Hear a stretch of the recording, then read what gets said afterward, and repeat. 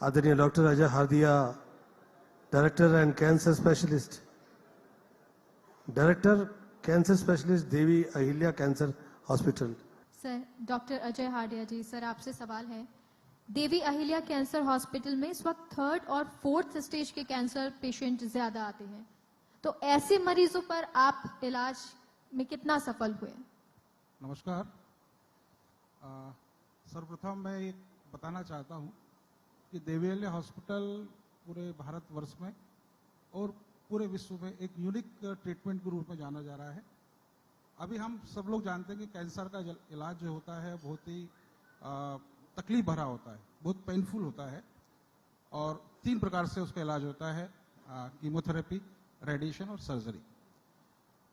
और इसके बाद पेशेंट्स को पेन होना स्टार्ट होता है, रिकरेंस होता है और उस स्टेज के अंदर हमारे जो ऑन्कोलॉजिस्ट हैं उन मरीजों को मॉर्फिन पर डाल देते हैं और बोलते हैं कि उनकी सेवा करिए और मरीज बहुत तड़पता है। तो देवी अहिल्या हॉस्पिटल अपने यूनिक ट्रीटमेंट के रूप में पूरे विश्व में जाना जा रहा है।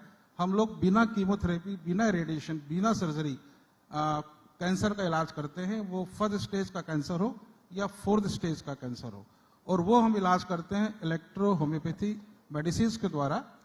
हमारी मेडिसिन पूर्ण रूप से हर्बल है, नेचर से जुड़ी हुई है, जिसका कोई भी साइड इफेक्ट नहीं है। हमारी जो मेडिसिन है वो एंटी इन्फ्लेमेटरी है, एंटी एनाल्जेसिक है और एंटीऑक्सीडेंट है।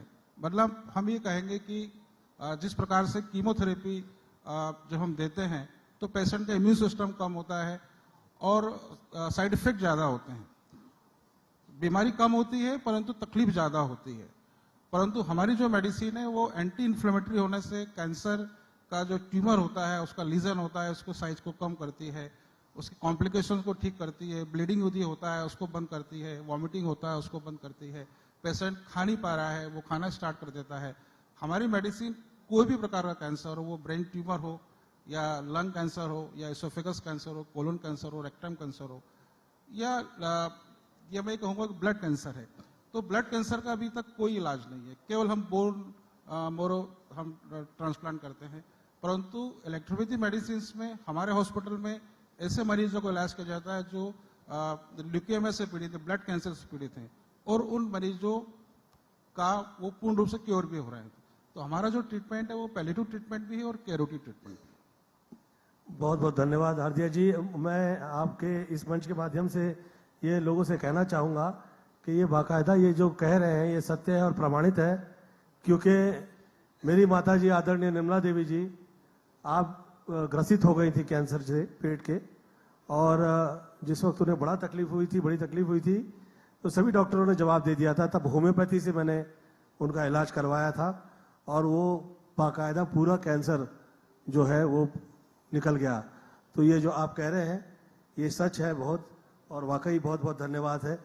भगवान तो मंदिरों में लोग यहाँ जा के लोग देखा करते हैं, ढूंढा करते हैं, परंतु मुझे ऐसा लगता है कि आप जैसे लोग जो है, जो जिस वक्त व्यक्ति जो है वो कष्ट में हो या बीमार हो, आप जैसे ही लोग वैसे ही भगवान की तरह दिखाई देने लगते हैं। और बहुत बहुत धन्यवाद आपका कि इस तरह आप इलाज कर रहे हैं बिना केमो के, और जो पेशेंट है वो तड़पता नहीं है, कष्ट नहीं भोगता। बहुत बहुत धन्यवाद आपका, बहुत अच्छे। डॉक्टर अजय जी से मेरा सवाल है, और मेरा सवाल ये कि देखिए सर, हम बहुत सारी बातचीत कर रहे हैं कि जब 3rd स्टेज में पहुंच जाए, 4th स्टेज में कैंसर पहुंच जाए तो हम किस तरह से सुविधाएं दे सकते हैं, लेकिन सबसे बड़ी बात ये होती है जब कोई मरीज आता है सर, और जब उसके परिवार वालों को भी पता चले कि कैंसर है तो सब भयभीत हो जाते हैं। तो आपसे इस मंच से ये जानना चाहेंगे कि क्या किया जाए सबसे पहले? मैं कहना चाहूँगा कि जो कैंसर जो होता है एक सिम्टम्स के रूप में आता है, और जब डायग्नोस्टिक में हम जब जाते हैं तो हम बहुत लेट हो गए होते हैं। कैंसर 6 महीने या साल भर पहले हमारे शरीर में आ चुका होता है। एक सिम्टम्स के रूप में भूख नहीं लग रही है, उल्टियाँ हो रही हैं, चक्कर आ रहे हैं सर में, या कहीं से ब्लीडिंग हो रही है, ये सिम्टम्स रूप में आ रहा है। हम जब किसी हमारे जनरल प्रैक्टिस पर जाते हैं, डॉक्टर के पास में जाते हैं, वो हमें एंटीबायोटिक देते हैं। उस एंटीबायोटिक से हमें फायदा नहीं होता है, क्योंकि कैंसर के अंदर एंटीबायोटिक काम नहीं करती है। तो डॉक्टर बोलते हैं कि अब आप सिटी स्कैन करा लीजिए, एंडोस्कोपी करा लीजिए, MRI करा लीजिए। और जब हम ये सब जांचें कराते हैं तो पता लगता है कि हमें 3rd स्टेज कैंसर है, 4th स्टेज कैंसर है। और उस समय जब पता लगता है कि अब परिवार वाले सोचते हैं कि अब इनकी लाइफ तो बची ही नहीं है, मतलब हम बीमारी से पहले ही हार जाते हैं और वहीं से हमारी निगेटिविटी स्टार्ट हो जाती है। तो यदि ऐसा नहीं कि कैंसर से जीता नहीं जा सकता है, कैंसर की जंग को जीती जा सकती है, उसके लिए हमें हौसला रखना होता है और हमारी जितनी विल पावर होगी, हमारे हार्मोन्स पॉजिटिव होना स्टार्ट हो जाते हैं। और हम जनरली क्या होता है, कैंसर के अंदर कैंसर की जो डाइट होती है कैंसर सेल्स की, वो प्रोटीन होता है। और हमारे जो ऑन्कोलॉजिस्ट है जब कीमोथेरेपी देते हैं, ऑपरेशन करते हैं, तो अपनी प्रोटीन डाइट को डबल कर देते हैं। वो प्रोटीन कैंसर सेल्स का भोजन है, तो कैंसर कैसे ठीक होगा जब कैंसर के सेल्स फिर डेवलप होते रहेंगे। तो हम ये कहते हैं कि हमारे जो मरीज हैं उनको प्रोटीन डाइट पूर्ण रूप से बंद करना चाहिए, और प्रोटीन डाइट बंद करेंगे कैंसर के सेल्स को उसका भोजन नहीं मिलेगा और कैंसर ठीक होना स्टार्ट होगा।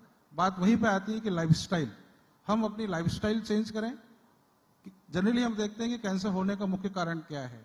एक तो पेस्टिसाइड्स जो हमें भोजन के रूप में मिल रहा है, हमारी थाली में हम जो खाना खा रहे हैं वो पेस्टिसाइड के रूप में मिल रहा है, क्योंकि गेहूं हो, कोई भी अनाज हो, कोई भी वेजिटेबल्स हो, वो बिना पेस्टिसाइड्स के, बिना खाद के नहीं मिल रही है। और पेस्टिसाइड एक जहर है और यही हमारे शरीर के अंदर पॉइजन आ रहा है और हजारों बीमारियों को वो जन्म दे रहा है। तो एक मुख्य कारण ये है। दूसरा ये है कि हमारे जो युवा हैं वो टोबैको का बहुत ज़्यादा उपयोग करते हैं, स्मोकिंग करते हैं। स्मोकिंग करने से लंग कैंसर हो रहा है। टोबैको खाने से हम देखते हैं कि हमारे जो युवा हैं, जो 20 साल से 35 साल 40 साल के लोग टंग कैंसर और बकल कैंसर से पीड़ित हो रहे हैं। और हम देखते हैं कि जब कैंसर होता है तो वो मरीज होता है 6 महीने साल भर भी अपनी जीवन को निकाल नहीं पाता है। तो यही कारण है कि कैंसर बढ़ रहा है।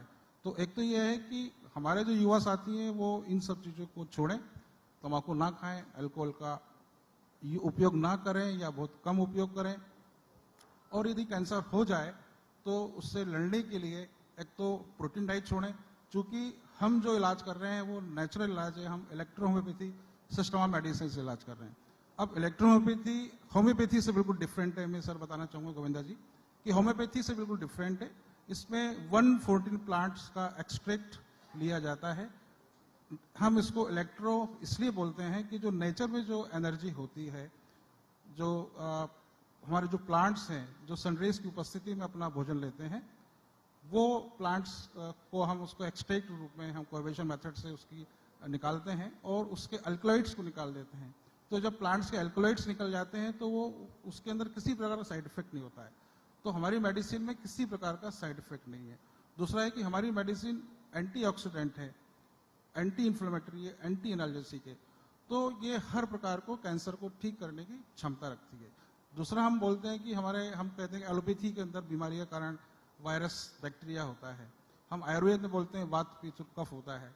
वैसे हम इलेक्ट्रोपैथी में हम बोलते हैं कि बीमारी होने के कारण हमारे शरीर में 2 वाइटल फ्लूइड है, ब्लड और लिम्फ, वो नॉर्मल एनर्जी के साथ फ्लो होते हैं तो हम बिल्कुल स्वस्थ रहते हैं।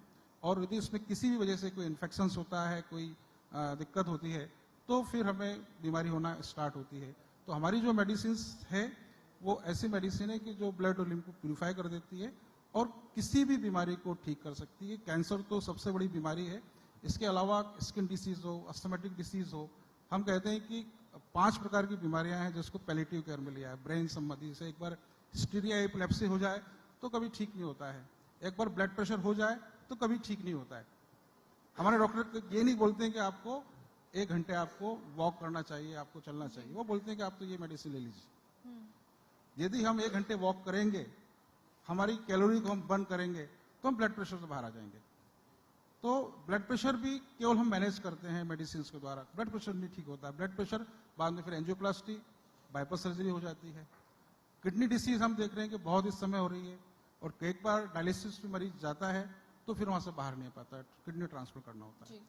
परंतु हमारी मेडिसिन ऐसी, हमने भी किडनी पे भी रिसर्च किया है और ऐसे पेशेंट हैं जो डायलिसिस पे चल रहे हैं, हम अपने हॉस्पिटल में उनको एडमिट करते हैं और हाइड्रोथेरेपी हम देते हैं। सर गोविंदा जी, हाइड्रोथेरेपी उसके अंदर हम पेशेंट को एक टब के अंदर 40 डिग्री टेम्परेचर पे हम उसको बिठाते हैं नेक तक, उसको पानी लगा के और मेडिसिन हम लगाते हैं, तो उसकी बॉडी सेल्फ डायलिसिस करना स्टार्ट कर देती है। और जो डायलिसिस मशीन जो काम करती है वही हमारा हाइड्रोथेरेपी यूनिट काम करती है, और वहाँ से उसका जो किडनी हाइपरट्रोफी होती है, एट्रोफी होती है, तो सिकुड़ी होती है या फैली हुई होती है, तो दोबारा से काम करना स्टार्ट करती है। यूरिन का फ्लो बढ़ना स्टार्ट होता है, तो हम देखते हैं कि वो मरीज 6 महीने या साल भर के अंदर वो डायलिसिस से बाहर आके वो ठीक हो जाता है, तो किडनी वापस से रीग्रो हो जाती है। तो हम ये कह सकते हैं कि हमारे जितने भी ऑर्गन्स हैं हम उसको एक्टिवेट कर सकते हैं जी।